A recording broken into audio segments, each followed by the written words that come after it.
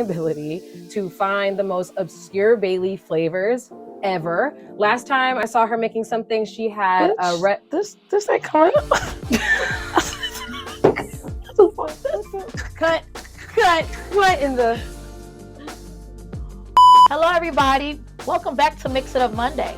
As you know, we are accompanied with Bar BS. There's Allie. Hey. So we are going to do a White Russian, but with a little twist with ourselves. We got this sugar-free pumpkin spice creamer. I put it in my coffee. I love it. I taste it. I said, girl, that'll taste good in your Russian, okay? A whole shot of Tito's. Damn. We're going to do a whole one of Kahlua. Get ready for this creamer. We're going to go ahead and bust out a hole. We're going to see how we feel after a hole. You know what I'm saying? Pumpkin spice whipped cream. Oh, that's so cute. A little cinnamon on top. Oh, that's our garnish right there. You see that? Pop!